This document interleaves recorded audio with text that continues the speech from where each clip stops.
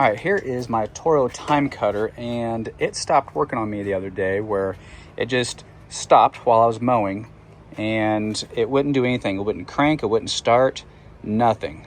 And what it was is the brake controller.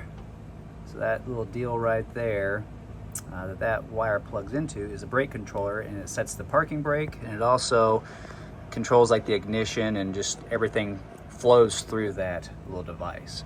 And so when it fails, it leaves you stranded. Now this isn't something that you want to do permanently, but if you are trying to finish your yard, so you can order the new part and just use the mower until a new part comes in, this is a quick way to bypass that brake controller. You're going to get down to it and you're going to pull the plug, and you're going to take a piece of wire and jump it between those two pins.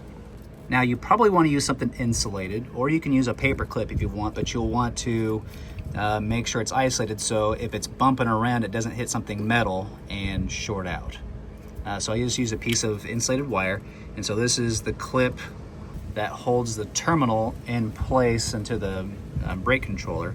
So you're just doing those top two pins. You're just going to stuff a wire in that top left pin and the pin right next to it, and that will get you going. So now when you go to start it,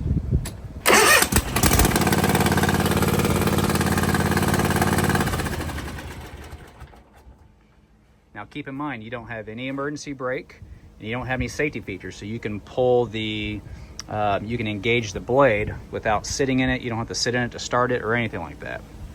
So like I said, you don't want to do this permanently. It's just to get you by so you can finish the yard up and order the part and still use the motor until the part shows up.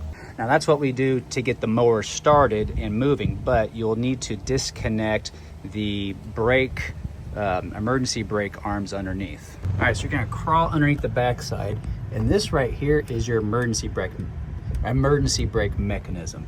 So over here, here's the other side, and this is the arm that goes up to the brake controller. So I have already removed it on this other side. But anyways, what you'll want to do is you'll see you have a clip right here. Just pull it out. So you might need a pair of like channel locks or needle nose, but you just pull that out, and this just pulls out of that slot. Then you're going to do the same thing up at the brake controller. All right, so now I'm on the side of the mower, and there is the brake controller right here. So you're going to pull that pin, and there might be a washer right there. You can just pull this off. There we go. And then now, once you pull those bars out of both sides, now you can use the mower. Now once you get the new brake controller in, we'll need to remove the old one. So there's 4 screws, 1, 2, and then 3, 4 right there. So we'll remove this one. Remove that one.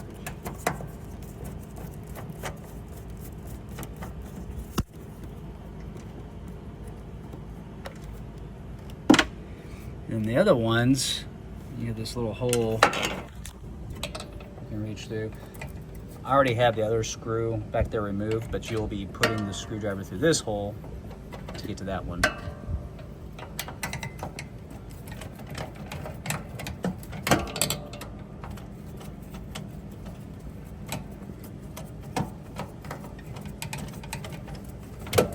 There we go, fell out of place. All right, so now the fun part will be reaching under there and holding it in place while you get a couple screws started. All right, so you might be able to stick your hand between the mower, underneath the deck, kind of like where you see mine a little bit. You can kind of support it, get it in place, and then screw it up.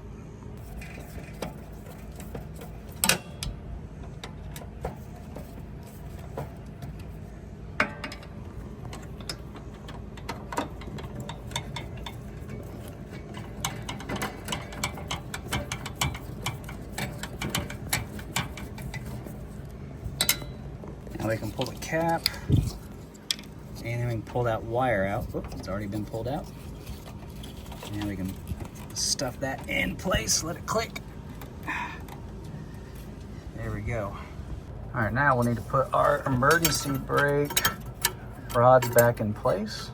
It might be easier to start from the back side, because from here, you can kind of reach up, oops, and get that lever on the pivot arm of the brake controller, and then run it back.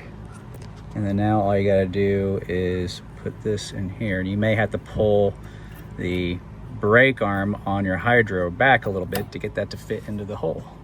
And then now you can take your cotter pin and slide it back in that hole. Then I'll just do both sides real quick before I go up to the middle and put the cotter pins back into the controller. On this side, same thing. If I can get it twisted around here, one-handed. There we go. Get it back on, like that. And come back around here. Stuff it in the hole. There we go. And get our cotter pin back in. All right, now this side, if you have a washer, put the washer back in place. And then stick your cotter pin in. You gotta find the hole. It might be, where's it at? There it is. And then do the other side. There we go. All right, now we can test. So I got the key to the on position, and now whenever you bring your lever in, your drive lever, you should hear that brake controller move the actuator arms.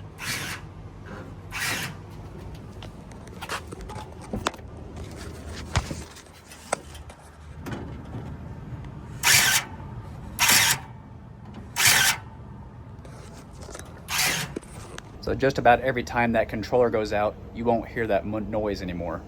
All right, so now we got it fixed, all ready to go.